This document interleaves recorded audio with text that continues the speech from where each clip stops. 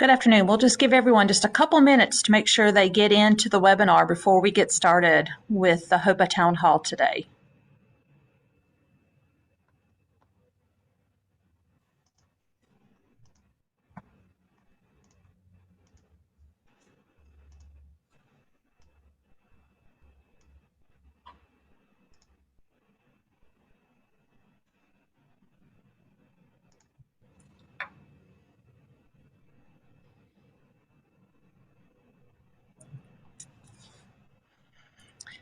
Well, we'll go ahead and get started. My name is LeAnne Kennedy. I'm the president of HOPA, and I'm excited to welcome you guys to our town hall and talk about what's on the HOPA horizon. The picture kind of helps us to see a new day, and it's a new year within our HOPA board responsibilities and everything, and we're excited to be able to share a little bit about what's going on with HOPA moving from 2022 to 2023. 2022, 2023. That just sounds kind of funny. All right, next slide, please.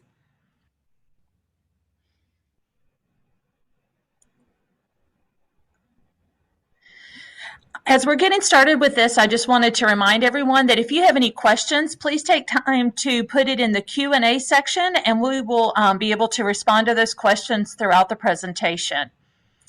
Our agenda today is to recap the 2022 and 2023 committee accomplishments, each by our strategic pillars for that period of time. And then we'll talk about how we developed our new strategic plan. We're really excited to see all of the ideas and our path for HOPA over the next few years. Additionally, we're going to talk about our new committee structure and trying to help us work a little bit more leaner and to be able to help our staff and our volunteers to be able to work through that process. Additionally, we'd like to promote and help you to understand the different volunteer opportunities that are available through our Volunteer Activity Center or the VAC. Next slide. So the goals of our town hall are to celebrate the accomplishments. Everyone has done so much this year as committee members, volunteers, our staff, and we really wanted just to be able to talk about all the things that you guys have done as volunteers for HOPA. We want to talk about our next 3-year strategic plan and how that's going to move HOPA into the next into the future and our new directions. And then we'd also like to be able to answer any questions that you might have about our strategic plan, about new committee structure, and anything else that you might have as a volunteer. Next slide. With me today, I have our current HOPA board members who are here, most of them who have served in the past year as we have worked together in our strategic pillars. So we have Lawson, Amy Seung, Andrea, Iannucci, and Krolikowski, Heidi, myself, and Shannon, Hough. And so we're excited to have all of them here today, and they're going to spend some time talking a little bit about the goals for or the accomplishments for each of the year. Next slide. So again, we're going to talk a little bit about what we've done in the past year, where we are currently, and where we see HOPA moving to in the future. Next slide. In 2022, HOPA wrapped up its previous 3-year strategic plan, and we want to be able to look at some of our accomplishments. As a reminder, our pillars for the previous strategic plan included professional development, professional tools and resources, research, and advocacy. These are the key goals that were under each of those strategic pillars, and we're going to talk a little bit about what we did over the past year to meet these goals and some of the accomplishments through each of our pillars. Again, at this time, I'd like to thank all of our committee volunteers and all the many committees. We have over 39 committees within HOPA currently, and you guys are an active and ambitious group. And so you guys have helped to keep us moving forward and being able to meet our previous strategic plan. And so it's exciting to be able to look into the future and see where we can move HOPA into the next 3 years. And with that, I am going to pass it over to Andrea, and she's going to talk about what was accomplished through professional development. Thank you, LeAnne. 2022 was a wonderful year under the professional development activities. Starting things off with the annual conference in 2022, we were able to meet again in person in Boston, Massachusetts, and over 1,300 oncology professionals came to the meeting. That was a record attendance. There were over 240 trainee abstracts, and a best of virtual event that was hosted after Annual Conference 22 as an encore presentation. This year, we're also off to a good start, breaking records again. In practice management, we were also able to have an in-person meeting in Washington, D.C. The topics in the practice management program really were geared toward guiding hematology oncology pharmacists with challenges that require innovation and collaboration with our healthcare peers and patients.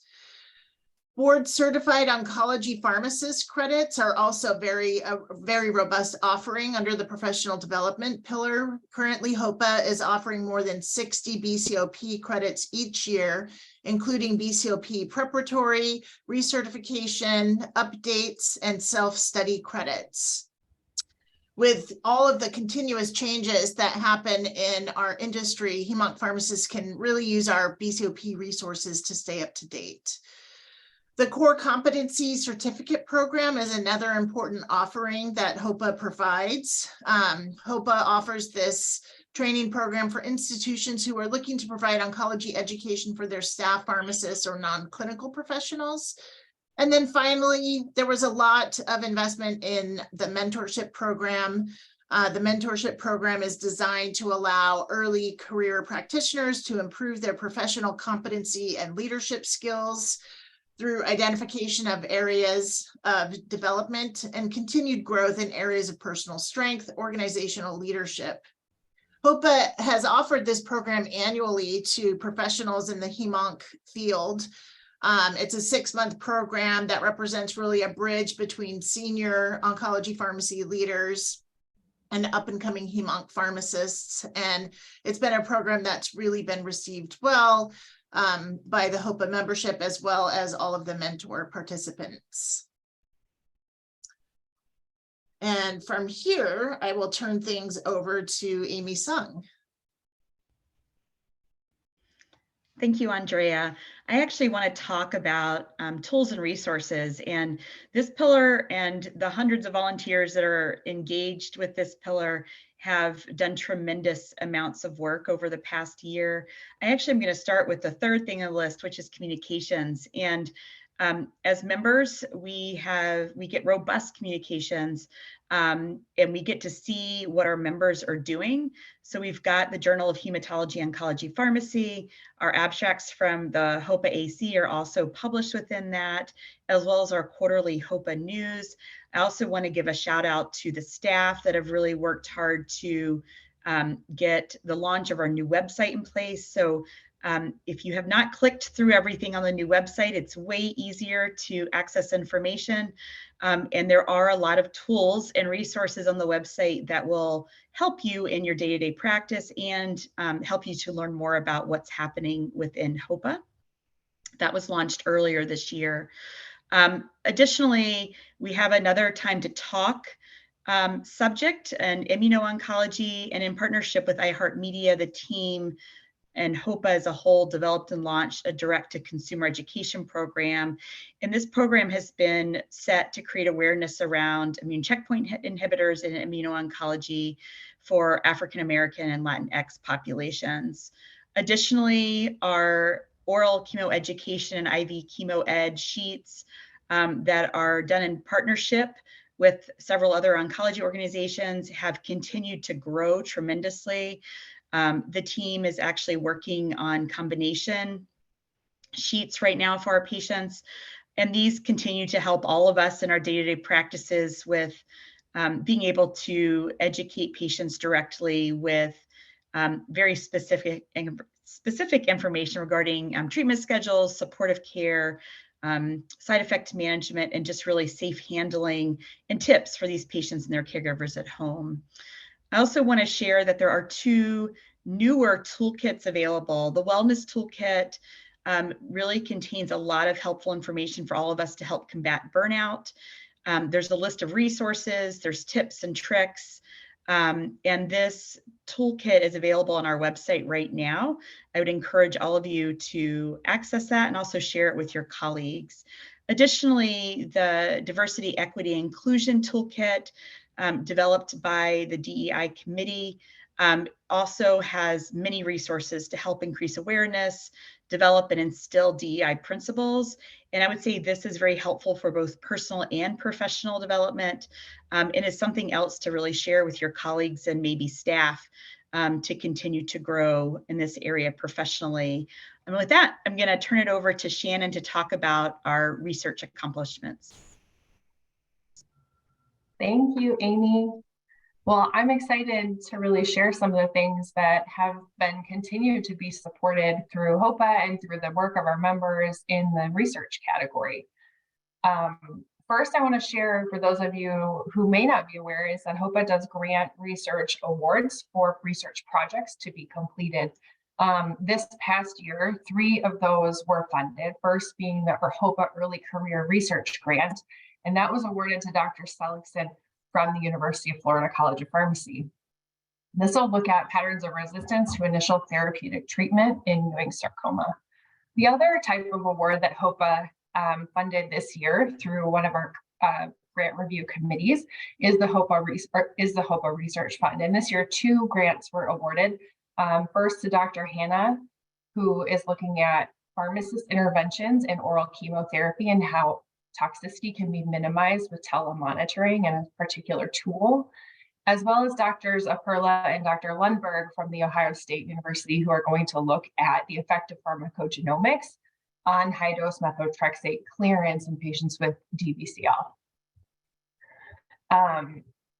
The other aspect of research, kind of a different aspect within research that HOPA supports, are some of the research that happens from our members within committees about pharmacy practice and other types of activities. I want to talk a little bit about the Oral Chemo Collaborative, or OCC, which has also continued this really important work, paving the way for HOPA members to really lead in this space of oral chemotherapy. So the collaborative really works to optimize the care of these individuals who take oral anti-cancer agents for the treatment of their cancer. And as there are certainly many aspects of this care, this group continues to identify ways to standardize and assure that other research, high quality research tools can be identified. Lastly, a number of our committee members and volunteers have participated in some ongoing research to really set wheels in motion for future research within the organization and within your practices. They've conducted surveys with findings that we really look forward to having released after this complete assessment. So many of you have seen the surveys. We thank you for your responses because this really powers the work of these committees. And so many of you have seen these related to practice outcomes, professional benchmarking, our oncology landscape, as well as staffing surveys. So thank you all for your work within this research council and within these committees. And to those of you who have participated in the contribution of data so that we can further our profession. I'm going to pass it off to Amber now, who will close out this section on advocacy. All right, thank you, Shannon. And the advocacy pillar was quite busy this year, so we'll dive right in and discuss some of those highlights. First up, it was the return of in-person Hill Day up on Capitol Hill in September of 2022. And HOPA was one of the first groups to return to the Hill to engage Congress as COVID restrictions lifted. So we were up there to discuss oral chemo parity legislation and also the role of the hematology oncology pharmacist in cancer care. By all accounts, it was a record-breaking outing for HOPA as members met with 43 legislators from over 20 states. And I would just invite you to stay tuned in the future to learn how to participate in Hill Day, whether it be in person or virtually. It really is a great opportunity to make our voices heard, and HOPA staff will have you prepared to participate and engage. So be on the lookout for future invitations. Next up, this past year, we saw the framework development of what we're calling HOPA's legislative initiative. And this initiative is modeled after a partnership established between Blue Cross Blue Shield of Michigan and Michigan Medicine. And that partnership established a statewide provider payer program, which integrated pharmacists within physician practices to demonstrate the value of pharmacists in ambulatory care settings. Now, HOPA is looking to explore expanding such initiatives to the national level by engaging stakeholders and legislative staff to further build out this framework, and ultimately getting support of members of Congress and the Center for Medicare and Medicaid Services. So stay tuned for the upcoming year for progress surrounding this initiative as it gets further along. You may or may not be aware that HOPA is a member of 7 coalitions that focuses on patient advocacy and other interest areas for hematology oncology pharmacy. And HOPA has participated in 50 coalition meetings and signed on to more than 40 letters in a year's time frame to lend our voice to these initiatives that impact the lives of our patients. And looking back to AC a few weeks ago, you may have attended a session that looked at the 6-month ASCO QTP or quality training program. This past year, 10 HOPA pharmacist-led interdisciplinary teams participated in this 6-month ASCO QTP program, sponsored by HOPA and coordinated by our Quality Oversight Committee. And you may recall back to 2019, that was our first one-day ASCO QTP training program that took place in Charlotte with practice management. And much interest was generated there from our membership to expand the depth of training opportunities in this area, which led to the 6-month program occurring this past year. These 10 teams focused on oral anti-cancer agent projects, which represented the first thematic programming of the ASCO QTP program in its history, and allowed for collaboration with HOPA's OCC or Oral Chemo Collaborative that Shannon discussed to utilize tools and resources being developed by the OCC. And there's potentials for future opportunities to collaborate in that space. And as I mentioned, the programming just concluded it at annual conference. So we're looking forward to seeing further results as those projects move further along. Last but not least is an active year for our patient advisory panel. And the patient advisory panel consists of pharmacists and non-pharmacists who are cancer survivors and are gracious enough to lend their voices and perspective to our HOPA initiatives. And this past year, the panel was a prominent part of our Hill Day experience, and our hope is to include more panelists in future Hill Day activities. Panelists also attended our annual conference in Phoenix, and they continue to review HOPA materials to ensure that we capture the patient perspective within our projects. It was definitely a productive year for advocacy, and I want to thank the advocacy pillar committees, our HOPA staff, as well as Jeremy Scott and Stephanie Reinhardt from CRD Associates for moving us forward this year. And we look forward to capitalizing on that momentum as we move forward into our new strategic plan. So with that, I'll turn it over to LeAnne Krolikowski. Thank you, Amber. So at the end of last year, the Board of Directors approved a new strategic plan that will span from January 2023 through December of 2025. And so we'll take a deeper look at that right now. Go to the next slide. So led by Heidi Finnis, the board led the effort in partnership with our staff and our planning consultants from 2B Communications. HOPA's members really did play an integral role in the development of this plan. We had interviews, surveys, landscape analyses, and then a retreat that pulled together board staff and other volunteer leaders of the organization to really bring together all of that data that was collected to really put together the framework for our new strategic plan. And with that, I will turn it over to Heidi to talk about our core values. Hello. So HOPA's mission and vision have not changed, and we kept that central to everything that we talked about within the new HOPA strategic plan. So again, our vision is that every individual affected by cancer will have a hematology oncology pharmacist as an integral member of their cancer care team. But what we did is we expanded or redefined, if you will, some of HOPA's core values. And so you'll see those on the left-hand side of the screen. We've always had these core values, but we've put those more front and center so that members know these are at the center of everything that we do. New this year are the values of diversity. So we want people to feel very comfortable being themselves, and inclusion. We seek equity in everything that we do, in all of the projects that we have, and in how we treat one another. Next slide, please.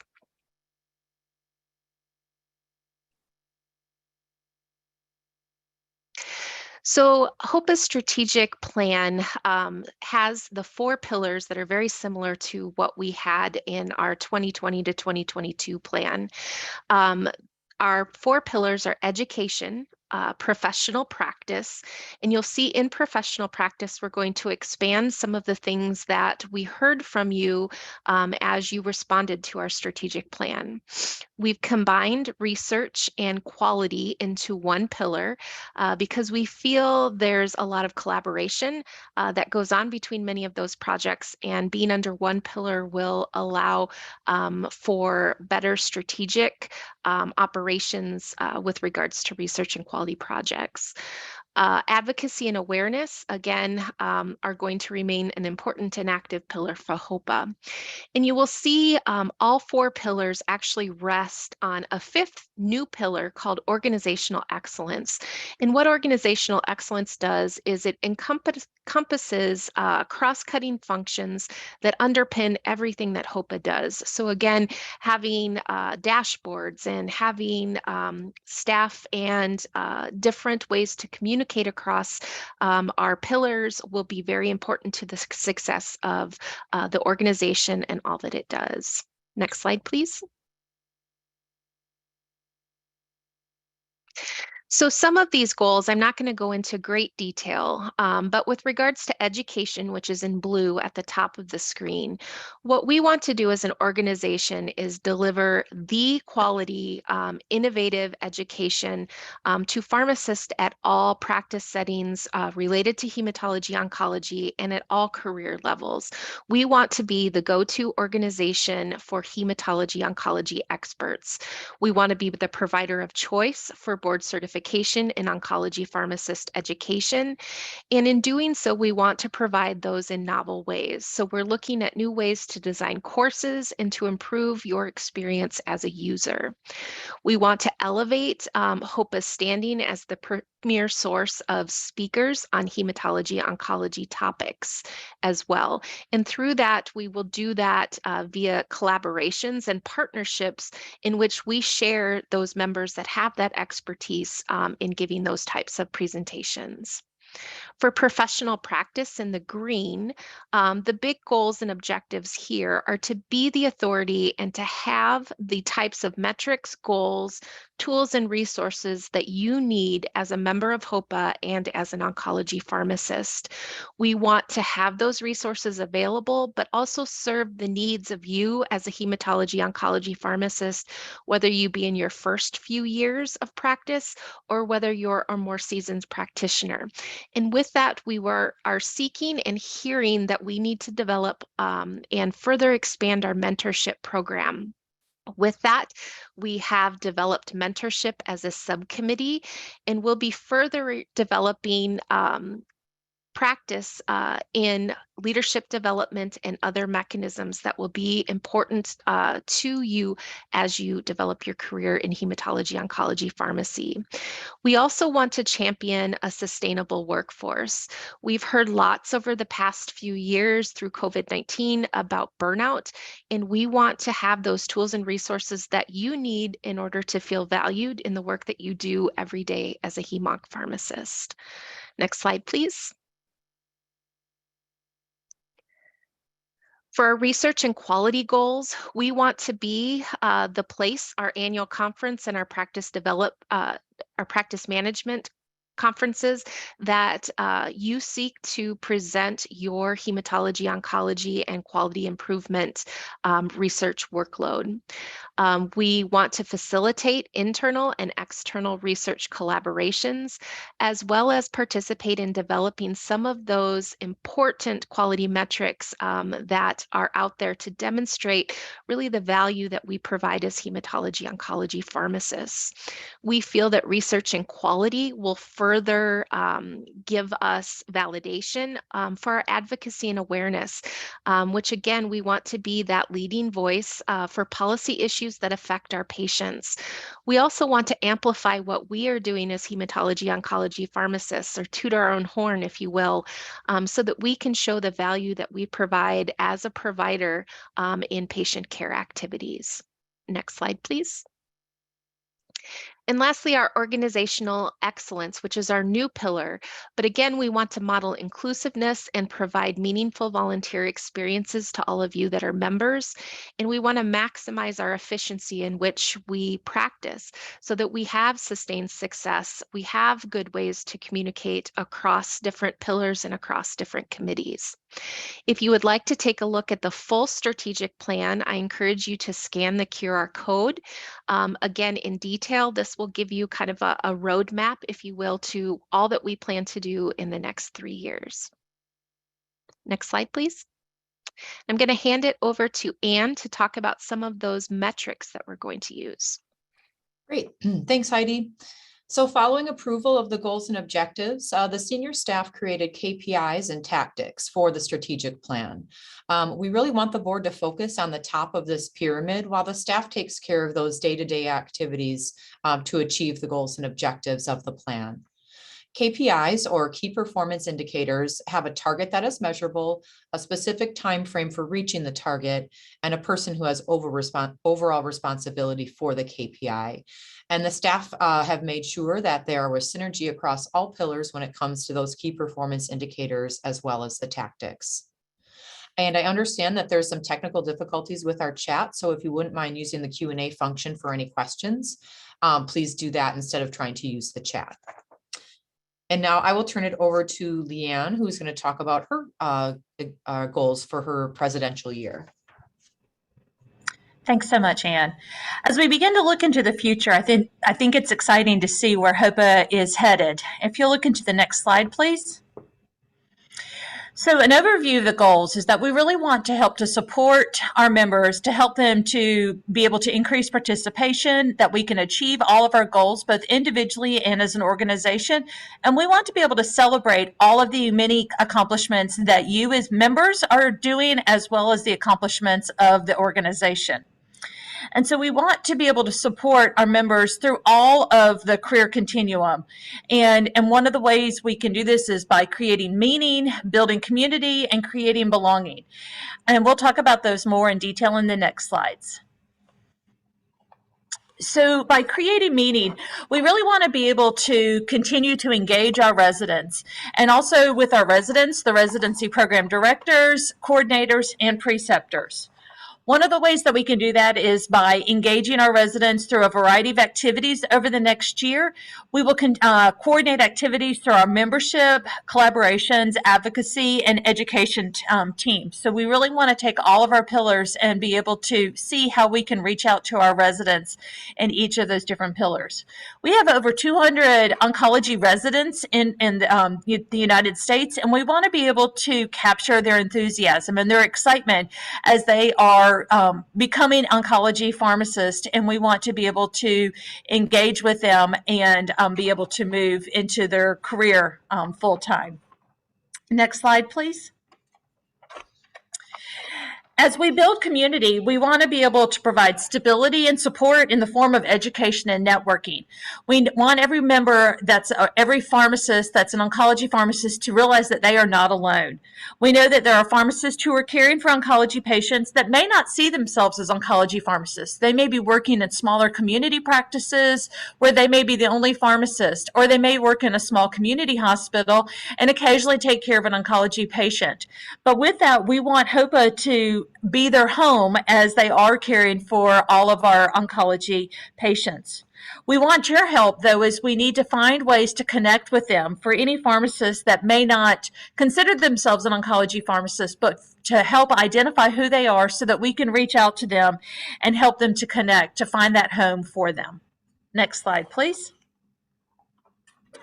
We want to continue to create belonging. And one of the ways that we can do this is to expand our mentorship efforts. We are growing our leadership development program by having a growing mentorship effort. We're creating membership also through our committee structures to be able to provide mentorship to our leaders of the committees and councils, and then letting our chairs and vice chairs mentor members. The members who've been on committees the previous year will help to mentor the new members on each of the committees. So it's a lot like that tiered learning that we see in our training to be able to apply that within the organization. We also want to recreate our special interest groups. We want to have this as a way for you to be able to engage with other members who have practices similar to you, and to really be able to help you to find another way to have a home without maybe some formal committee activities with that. Next slide. And with that, I'm going to turn it over to Heidi to talk a little bit about our committee restructuring. Next slide, please. So in order to be successful with LeAnne's goals as the incoming president, but also to achieve the goals of our 2023 to 2026 strategic plan, we decided we needed to restructure some of our committee, task force, subcommittee work. To do that, some of the key points that I want to get across is there's no difference in whether you're on a committee, a subcommittee, or an advisory group. These are all very important to HOPA. And within what pillar or what group you report up to, everything is vital to achieving our strategic plan. Through the committee restructure, we hope to utilize new tools and better processes so that allows us to do better decision making on projects, helps us to better prioritize and keep track of what things we have going on as an organization. We've also heard that you are looking for more opportunities for leadership development and mentorship. And so with that, we've removed board liaisons who were on each committee and in charge of the councils, and they will move more into a mentorship role that will allow them to keep more of that 10,000-foot view to allow for strategy development within the organization, but it will also allow other leaders to emerge and lead different projects and different committee work as it comes about. We will have more training and communication that occurs within each of our committees and cross communication across those pillars. We've heard that, or we know that there's lots of things that you guys are doing as members and leaders of different committees. And we want to be sure that we provide an avenue for you to converse back and forth with other committee members and leaders across the organization. With this restructure, we have removed a few committees, but we've also renamed and reorganized a few others. And again, we did this all with what we feel will be the most successful path forward for our 2023 to 2026 strategic plan. We heard that many of you feel that there are not flexible options within our current committee structure. And so we hope to make a less formal commitment where you have to attend 80% of committee meetings through participation in advisory groups. This will allow you to participate in an advisory group throughout the year, but maybe not be as involved with certain projects and more involved with other projects as your schedule allows. We're also exploring different dashboards, technology, specifically with our VAC opening. We have new technology that's going to help assign people to committees, and we're developing other ways to develop more regular reporting structures to the board on different activities that are ongoing. Next slide, please. With that, our restructure goals are again to align with that strategic plan that is new, to enhance utilization and development of volunteer leaders, but we also hope to increase communication and maximize efficiency across the organization, particularly the efficiency of our staff and of our volunteer leaders. We want to be responsive to feedback to our members, and through that, we hope that you will continue to give us feedback so that we can make changes going forward. We know this won't be perfect starting off the bat, but we want to be able to provide avenues for you to give that feedback so that we can make the changes to make the organization successful moving forward. Next slide, please. This is our current committee structure for the 2022 to 2023 year.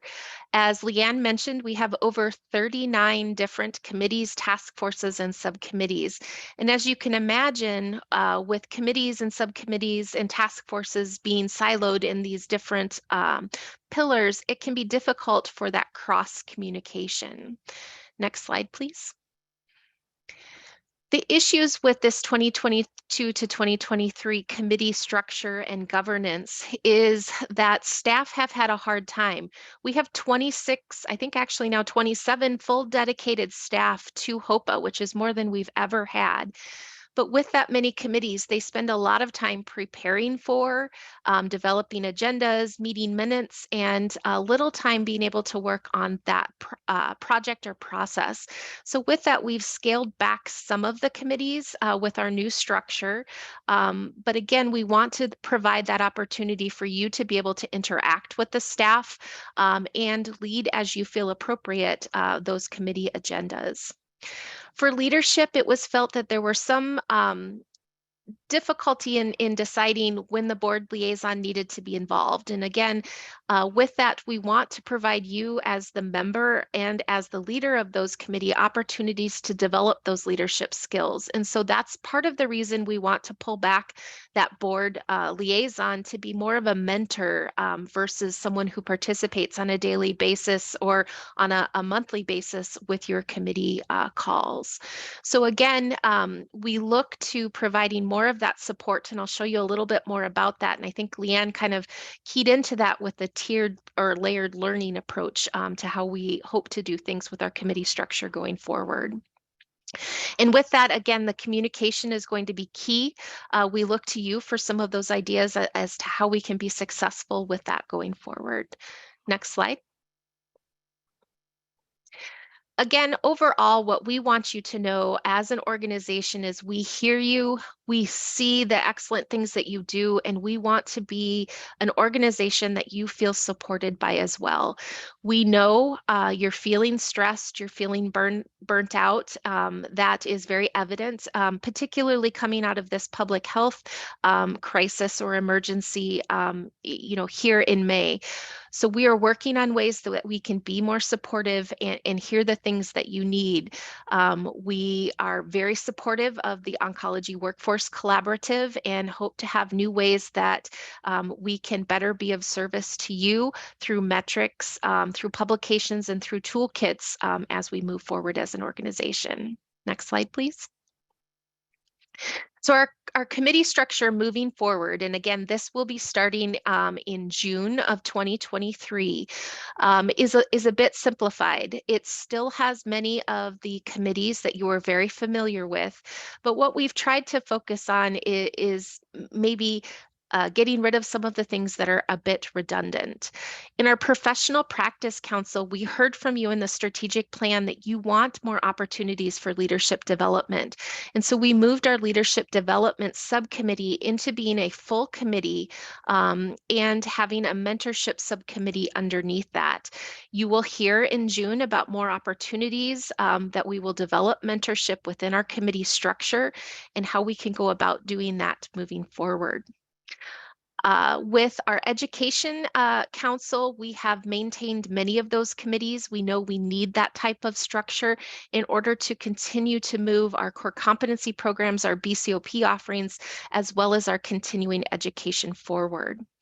What is new on this slide is you will see the HOPA advisory groups, and those being at the bottom does not mean that they're at the bottom of our structure whatsoever. It's just to get them on this slide for you to visualize. We created advisory groups, which are going to be groups of 10 to 30 people that participate specifically in the groups we have designed on the slide here because they're important parts of our strategic plan moving forward. With that, we wanted a more flexible opportunity. Each of these groups will have things that are going on throughout the year. They will have a chair, they will have a vice chair, they will also have a staff liaison, as well as me as a board liaison kind of looking on, or a board mentor, excuse me, looking on, to be sure that we are successful in this new structure of advisory groups. But the intent is, again, as part of what the development of those advisory groups are doing, you have the opportunity as a member to maybe be involved or very involved in some initiatives, but maybe less involved in other initiatives. And you don't have the requirement of attending meetings on a monthly basis. Those advisory groups may not meet any more often than quarterly, or maybe they will meet monthly because they have more things they would like to accomplish. Again, the intent is responding to what you said your needs are in our strategic planning survey. Next slide, please. And with that, again, what we hope is there are mentorship opportunities, and what we hope from the board on down is that we provide those opportunities. So board mentors are mentoring council leaders are mentoring volunteer committee leaders. Volunteer committee leaders are mentoring members within their group, and even within the group or the committee that is involved, the second year members can mentor first year members and so on. We want to create, as LeAnne said, more of that communication and belonging, and we feel like creating this structure within our committees is the way to do that moving forward. So I'm going to turn it over to LeAnne now to finish up some of how we will do this. So as good pharmacists, we always know that anytime you make a change, we need to be able to assess the change and look at the impact of that change. So later on this year, the board will send surveys to get feedback from the leaders and the members of our committees on governance structure to see and assess the changes within this change. We will look at the mentorship components to help us to assess the impact on our committee restructure. And some of the things we're looking to measure will be member satisfaction, operational efficiencies, getting just general feedback, and then also the organizational communications to make sure that what we felt would be an increase in communication would really be occurring. Next slide, please. And again, I'm going to take this moment just to encourage you that if you have any questions, to please fill that, to use the Q&A function within the webinar to be able to send that to the members of the panel for us today. As we move into the new committee time, we will have orientation and kickoff starting in June. And so orientation will occur in June, and we'll be providing a recorded committee orientation webinar for all of our volunteers. We know that it's hard for everyone to be able to get on the call at the same time, so we'll have this recorded so that you can be able to do that with a little bit more flexibility. That call will address a lot of the general onboarding information as well as an overview of our strategic plan. We'll then follow up with kickoff calls with each individual committee and advisory group. We'll ask each of our councils to hold off a separate kickoff committee and then to be able to have the volunteer groups in their council to review part of the strategic plan and how that applies to their area. And then our goal for all of this process is to maximize the efficiency and to allow our administrative work typically handled in the kickoff calls to be tackled in advance. Again, that allows us to get started sooner so that the groups can dive deeper into the work right away at the beginning of the year rather than trying to develop the orientation process for each of those. Next slide, please. Additionally, we will be having charters. We're going to be moving from the board-led committee charges, which were a list of comprehensive responsibilities that were directed by the board, to allow to have actually committee charters, which will outline the committee's purpose, the composition, and a few key areas of focus for the given year. So again, it takes the board out of telling the committee what to do, but rather to allow the committee to develop that charter for them. The charters will be fairly static year after year, but annually each committee will develop the goals that will not need to be limited to a one-year timeline, so to allow for growth between year to year. Next slide, please. And with that, I'm going to turn it over to Anne so that she can help you to put a face with all the many names of our HOPA staff. Great. Thank you, LeAnne. Yeah, I will talk a little bit now about the roles of the committee staff liaisons and the advisory group staff contacts. So as you can see here, we have the different roles and responsibilities for each. Most of you are familiar with the role of the staff liaison for our different committees, subcommittees, and task forces. These are the individuals that you work with who prepare agendas, attend meetings, follow up on action items, and they are the committee's sort of connection to the board of directors, and they take things back to the board and then back to the committee whenever we need to have those channels of communication. And as we talked about earlier, we have staff contacts for each advisory group. There will be one staff contact that is assigned to each of our new advisory groups. They'll make sure that the groups are set up in our systems to make sure that there are ways that you all can collaborate, message, share documents, etc. They'll provide whatever administrative tools and resources are needed. Will help with submitting proposals to the board, help with working out timelines and deadlines, policies, and then they will work with you to present any proposals or requests to the board on behalf of the group. They will generally track progress and activities, but the flexibility here is that they will not need to prepare agendas and attend each call unless they are requested to, or unless it makes sense for them to do so. And again, they'll serve as that communication point between the advisory group, as well as other departments, staff, committees, as well as the board. We'll go to the next one. So these are your staff liaisons to our four of our councils. Education Council is Lisa. Brooke is our staff liaison for advocacy and awareness. Brooke and Lisa also share the staff liaison responsibilities for our Research and Quality Council. And Kristen Adler is the staff liaison for Professional Practice Council. And then the next one. And then these are some of the staff liaisons for our committees. I'm not going to read all of these. Hopefully, a lot of these faces are familiar to you. But if you ever need anything, these are the folks that will be your main point of contact for all of our committees for the upcoming year. You can go to the next one. And then these are the rest of our staff liaisons for our committees. Go to the next one, please. And, oh, sorry, I think you can go back one. And then these are the staff liaison for our subcommittees. So our subcommittees function very similarly to our regular committees. And they also have a dedicated staff liaison. And then the last staff liaison slide is for our task forces. So HOPA right now has 3 active task forces, and each of those has a staff liaison as well. And you can go to the next slide. And so these are your staff liaisons for the advisory group for this upcoming committee year. Again, these individuals are going to be your support. They will help you in any way that they can or that you need. And they will be working behind the scenes on any support that you might need. And with that, I will turn it over to LeAnne to talk about board mentors. So as we mentioned previously, our board, each of the councils and committees will not have board liaisons for that, but we will have board mentors assigned to each council to allow, again, mentorship and support to the chairs and vice chairs of each of the councils. And so Heidi is going to take over all of the board, not take over. That was probably maybe a little strong there. She is going to mentor the board level committees, like the finance committee and all of our advisory groups. Shannon and Jolynn Sessions will work with our Research and Quality Council. Myself and Amy Seung will work with the Professional Practice Council.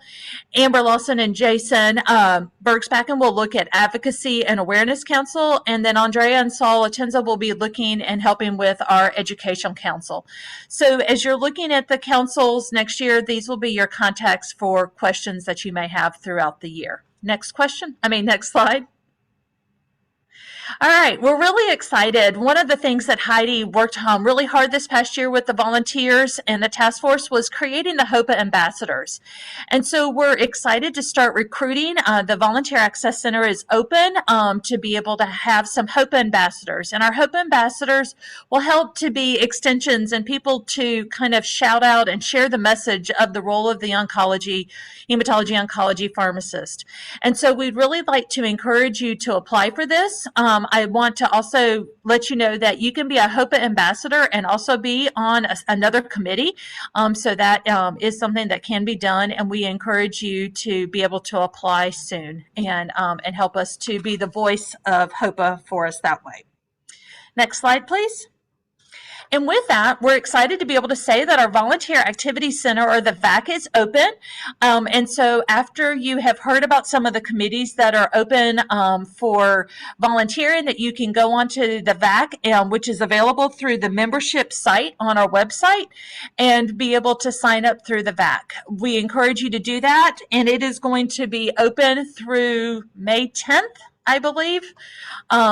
And is that right, Anne? Shake your May head. 11th. Yes. You were May very 11th. close. Okay. Oh, May 11th. I should easily remember that. That's a big day in my life. But anyway, we're excited to have you to volunteer, and we'll get that communication over to the different chairs and vice chairs of the committees, and be able to let you get started with your work in June. And with that, we will take the next slide and see if anyone has any questions. One of the questions that came up was, I'm an administrator and wanted to know what kind of committee should they volunteer for? And we felt like maybe the finance committee would be an example for that, or maybe the POP BC would be another committee to be able to help. Membership would also be something that would be a possibility for that. And then our practice management would be another opportunity for helping to guide our education through that time. If any of the other board members have any thoughts or questions on that, I'll be glad to have you speak up and give some ideas.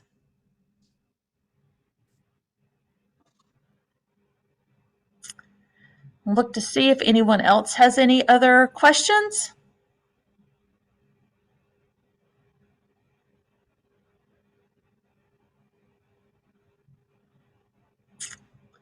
It does not look like it. And so I guess we can end our town hall just a few minutes early. We know that pharmacists love to have, oh wait, there's some questions. Ha, you almost got away. Core competency update. Is it still coming the June of 2023? Yes, is the short answer. Yes is the short answer. Thank you so much. They're getting close to wrapping up all the new updates. Yeah, so some more information about the HOPA ambassador. Heidi, I'm going to let you tap into that so you can tell a little bit more about maybe what the HOPA ambassador is going to do or what we'd like for them to be able to do.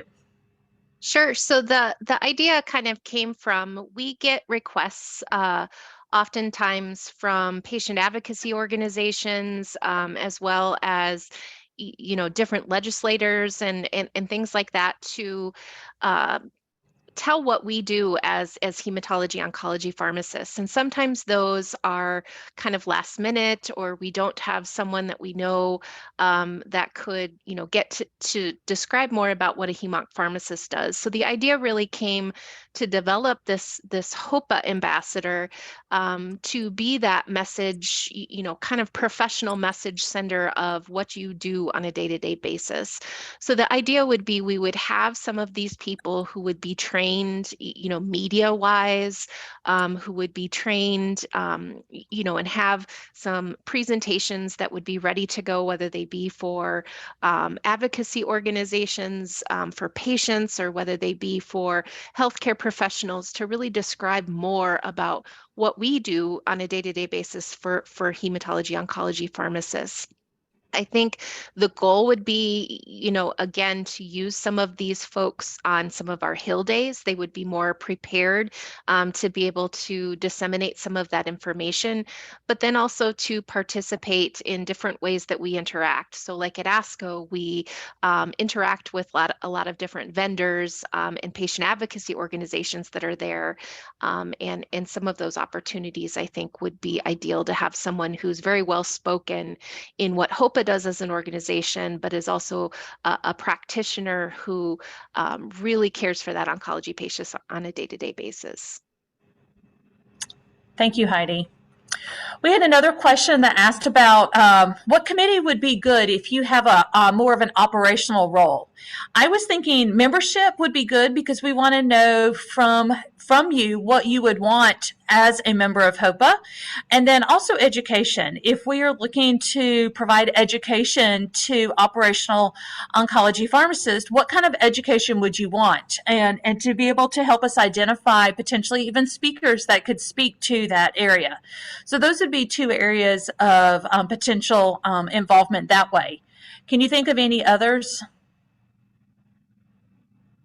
I mean, I think there's lots of opportunities in public policy and advocacy, in research. Again, you provide aspects on a day-to-day basis of care to pharmacists. And so I think there's lots of opportunities for you to be involved and to learn from others. I think I came from an operational background when I started, and it really provided me the opportunity to learn from others just by being part of a committee, ask questions, and be able to be more involved kind of in the way that I wanted to from there.